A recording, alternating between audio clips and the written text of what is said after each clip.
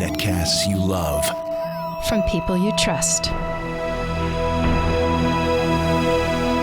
This is Twit. Bandwidth for Know-How is brought to you by CacheFly at CacheFly.com.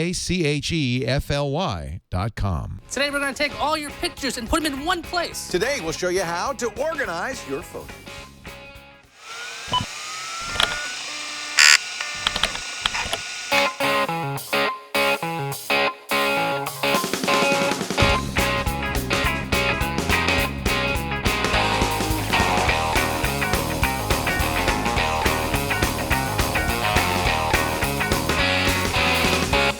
Oh, here we are once again. Know-How time. Ayaz Akhtar. He's our...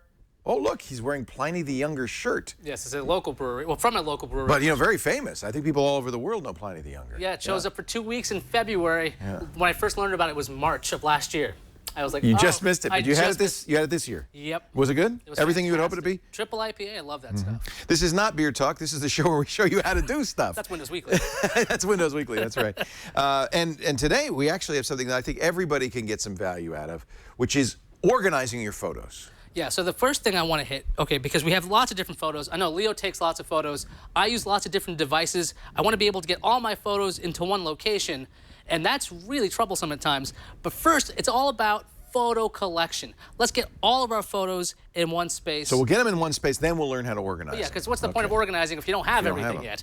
So where are your photos? Oh, they're pretty much everywhere. Flickr? The first place I want to hit is email. Email? Because in the old days, we used to email photos back and forth. Yeah. I sent photos to my mom, or back in college, messages back and forth. That's actually good, because if you haven't deleted your email, you still have those old pictures. I opened up my old Yahoo account to check out what I could find, and there's an application called Lost Photos. It's available for Mac and Windows. The Windows version is free. The Mac version is $3. The Windows version does have a little bit of these little tricks that says toolbar installs and things. So pay attention when you're installing, but they work the same. I've used the Mac version. It takes a little while. It goes through your Gmail account, and it looks for all the attachments. Some of the attachments are not your photos. It could be weird stuff people put in their signature, photos others people sent you. So you will have to prune through those later, Boy, that's right? true. So like if you go to my laptop, Brian, you can see what the interface looks like. It'll run through all of your messages, and you can see some of these are a lot ads. of spam ads and stuff. Yeah. But there are some advanced settings where you can actually determine whether you want GIFs or things or smaller images not to be collected. So you do have to bother to go through them, like you said, Leo. Right. But at least you have them. Now, is it Gmail only, or will it do that Yahoo Mail that you were talking about? It does Gmail, Yahoo Mail, me.com, a whole bunch of services will work with lost photos. And I think I've collected between my Gmail account and Yahoo about 1,700 images, and they go flying by you. So you will see all these photos as they're coming in. They put them in a folder that you can later go through. You can go through that. So now you've got your photos from your email. So what about Facebook? Facebook. Now, Facebook's a fantastic place. People put up all their photos on Facebook, right? And you're like, hey, well, what if I want to get that back? What if Facebook disappears in the unlikely event of that? Well, there is a program called Social Photo Download. I'm going to show what that looks like. Let's hit this here. A Social Photo Download is a quick little service. You go ahead and you put in your Facebook account information. You go in and log in with Facebook, and then it's showing my email address, connected networks, and then it shows all the photos you have on Facebook that you're tagged by, and then you can download them. So you can even download your old photos, your old albums, whatever you want, right from Facebook using the Social Photo Download service, which is completely free. Now, if you don't want to give them your Facebook credentials, Facebook does now have a download feature. You'll find it somewhere in the settings, and I tell you, it's so hard to find stuff in the settings. I'm going through here, and I don't see it off the top of my head, but I have seen it in the past. But that's going to download everything, all your Facebook activity. You'll then have to parse through it to find the photos in there. But that is a nice feature Facebook has rolled out just recently, that you can download everything you've ever done on Facebook. I'll try to find where that is in the settings. I'll put it in the show notes. Yeah. At twit.tv. I'll keep looking while you talk. We'll have all that stuff at twit.tv/KH. Then there's always the future. Like I said, I use lots of different devices. I'm still searching for cell phones. I'm always messing with phones for before you buy, using my tablet, taking photos. And I like using Dropbox camera upload. I found it. You found it? Yeah, boy, they do bury it here. So if you go to settings and you wouldn't even know that this is where you need to look. But where you see your name and it says edit your name, well, if you click that, yes, you can edit your name. But right at the very bottom, it says download a copy of your Facebook data. Get a copy of what you shared on Facebook, and that will include photos, videos, wall posts, messages, even chat conversations, friends' information. Your friends' photos are not. This is just going to be your stuff. But I think that's probably a good idea to do periodically, because you never know. Facebook has cut off. I have friends. Facebook's just said, you don't have an account anymore. And you have no recourse. So if you've been putting a lot of stuff on Facebook, it's a good idea to get it. Yeah, so all the stuff we're talking about is all the past photos we have. But for the future, because I'm really lazy when it comes to uploading things to my machine, I don't sync things. I love using Dropbox's camera upload. That's a nice feature. Now, Dropbox has been around for a very long time, and they have somewhat of a new service called Camera Upload. It runs on iOS, Android, the Mac client, the Windows client. When it detects photos off of media, it'll automatically upload to your Dropbox, including your videos. So it's, I think, an incredibly useful service, especially if you've got multiple devices. You can set it up so that every time you plug a camera into your computer, it automatically downloads everything to a special folder on your Dropbox. And you can set it up, as you said, on all your portable devices. So it's like PhotoStream on the iOS device, where every time you take a picture, it automatically goes to a Dropbox. The only disadvantage is, after 5 gigabytes, you got to pay for storage on Dropbox. And I don't know about you, but I take a lot of pictures. I'm going to be putting a lot of data on Dropbox if I do that. Yeah, for me, for the most part, I will have Dropbox take it out. And I'll keep taking. I have to actually do the curation myself, right, or pay for more storage. But Dropbox is really reliable, and there's a backup version on the cloud, so you're not worried about losing. Isn't that photo. A nice feature? Yeah. So everything you've taken will be saved if you don't take it out of the Dropbox. And so for the future, though, what about when people are tagging Facebook photos of you or Instagram photos and they're of you? This is when you can bring back IFT. Now, we talked about IFT in a previous episode. If this, then that. Right. And there are IFTs.com. There are a couple of recipes out there. That's what IFT calls their if, then, that statements. They're called recipes. We'll have a link to these. If every time you are tagged in a Facebook image, it can be sent to your Dropbox. Or you can also work with Instagram. That's cool. So anytime, if I'm taking a picture of Leo and Leo has this going, he'll be able to get that photo automatically. As long as somebody tags it using the Facebook or Instagram tagging feature, so that those programs know that it's you, then your Dropbox. So they're not even your own photos. They could be my photos. That is so cool. I'll take a picture of Ayaz. I do this all the time while he's not looking. This is constantly Take happening. a picture of him and post it on Facebook with a tag, and you would get it in your Dropbox automatically. Right, so now we have these things on Dropbox. We have them in this one location. Love that. And now we've got really good ways to have all of our stuff constantly going to our Dropbox or another place. But you know, you've created a monster. You now have thousands of photos and completely unorganized. Well, yeah, I mean, there's the old school way of organization. I know people will live and die by the file format structure. They'll make their own folders and they'll have the dates on them. I know Carson, our producer, does that. Really? I used to do that. I used to have my own folders before file management software was really free and cheap. Now, my big pick, it's really simple. I love using Picasa as my photo manager. I'm running it right now. And one of my favorite things about Picasa, cross-platform, and it's free.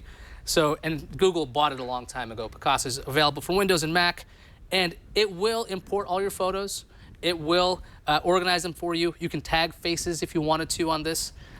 I know a lot of people think Picasa is just Google Plus now, but it's still an old school piece of software if you want to run it. So let's see, we've got my photos up here.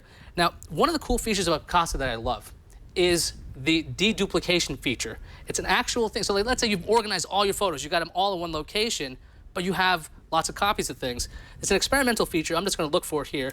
If I could spell duplication, show duplicate files. Now, I've set up on my library here, I tried to trick it. I actually have 2 sets of folders that do have the same things, and it did find them for me. So I can go into Picasa and delete all the duplicates if I want to.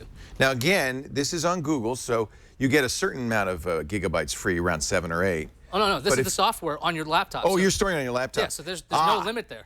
I was talking about Picasa Web, so if you decide you want to back it up to the web, you can do that with this software. You're right, It's absolutely. gotten confusing with the names. Because yeah, and Google's merged Picasa into Google Plus now, so it's really confusing.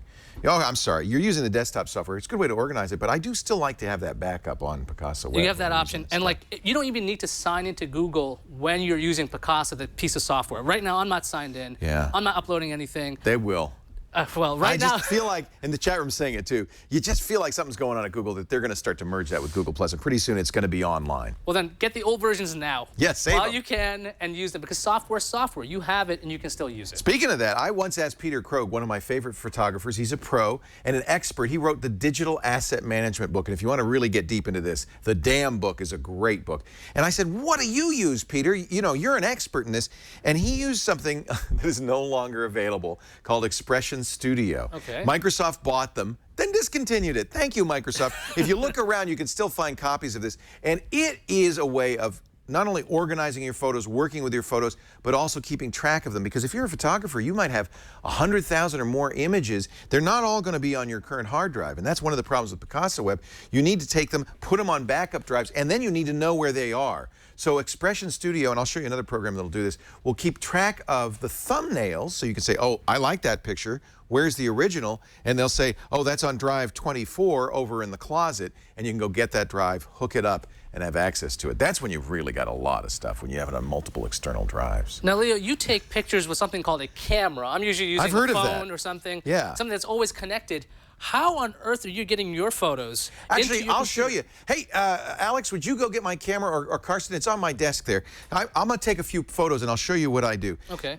This is a little bit about organizing, a little bit about backup, because, and this is really particularly for when I'm out traveling around, because that's when I take the most pictures. Sometimes if I'm in a beautiful spot, I'm going to be in Italy in the fall, I'll probably take 1,000 photos a day. I'll be taking a lot of photos. So thank you, Alex Gumpel, our a lab flow master. So let me take a couple of beautiful images of Ayaz Akhtar. All right. Oh, just, love the camera, baby. No, well, I don't know if that's love exactly. Okay. Anyway, so I have some pictures. Now, so this will happen. Let's say I've been out in the field. I'm looking at the Parthenon. I'm taking a lot of pictures. And I've got it on my memory card. Oh, my gosh. You have to actually put that into your machine.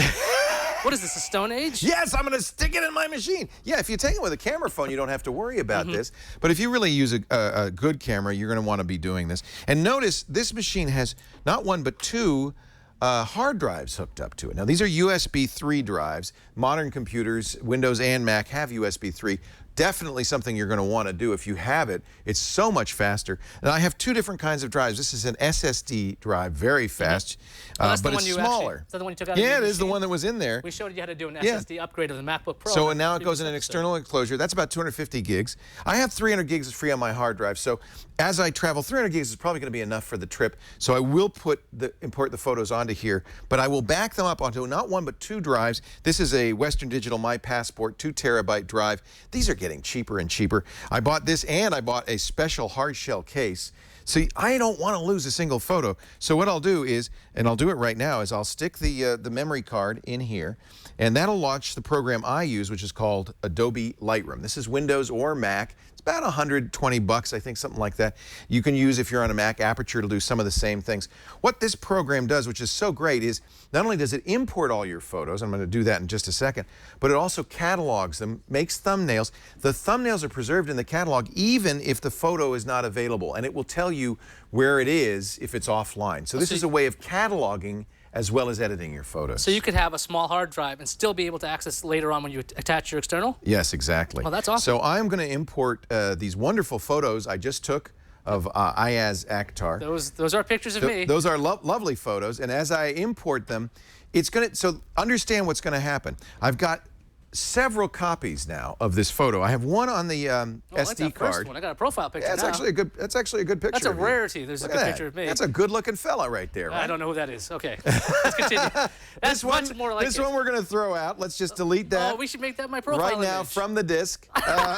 This one's gone too.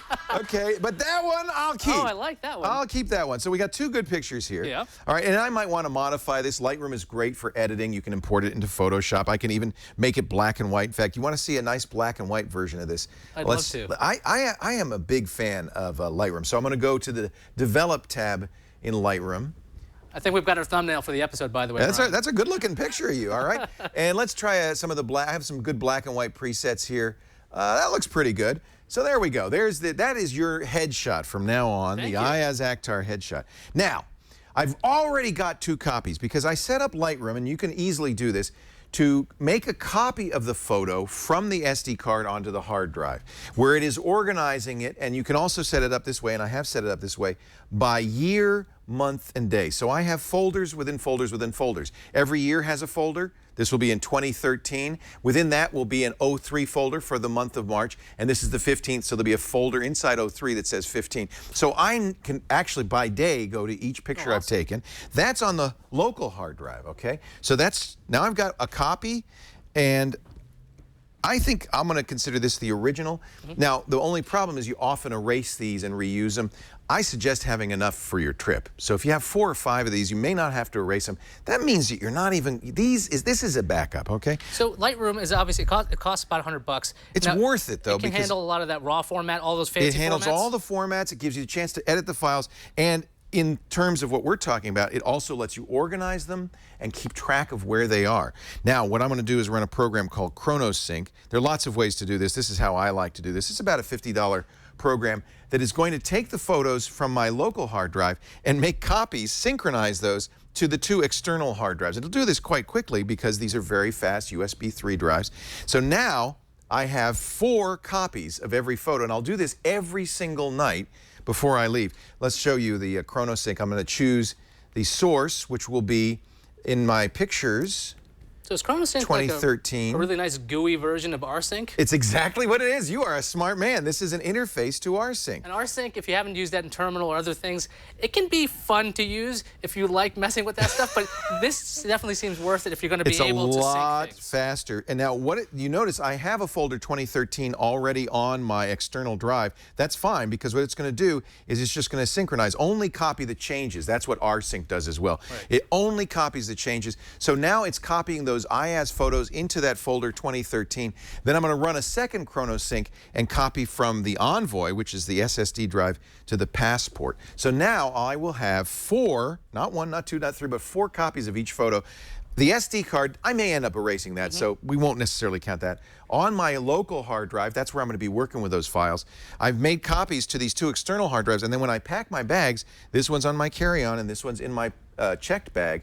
That way, I'm really safe. So I'll give you one final step, which I highly recommend, and that is I'm going to pick the pictures I like the best each night and upload them to a photo site. So then if everything is lost, if I'm like Life of Pi, the boat sank, I'm in a lifeboat with a tiger, at least the picture of Ayaz is safe up on the servers. I use smugmug.com for that. It's a professional site, a little expensive, $140 a year, but you could also use Flickr, as we mentioned, even Facebook, those are free, and upload those pictures. That way, at least you've got those really good pictures you don't want to lose, like Ayaz going, Those photos, I mean, photos are really important to people. You know, you've heard stories of people running into burning buildings to get photo albums. Right. Do yourself a favor and use some kind of backup. Leo's solution is really great. I love using Dropbox because it's really lazy. You could have done that. The same thing with Dropbox. Again, it's just a matter of amount of time. And by the way, Chronos Inc is for Mac, but Sync and Lightroom is Mac or Windows. SyncToy would be a good choice on the Windows side. That's the free tool Microsoft. from Microsoft. Does the PowerTool. same thing as Chronos Inc. Synchronizes the 2 drives. So, and both our softwares at Picasa and Lightroom have editing software. So if you got a picture of Brian like I have here on my laptop, and you're like, you know what, I need to change things. I'm going to add some light here.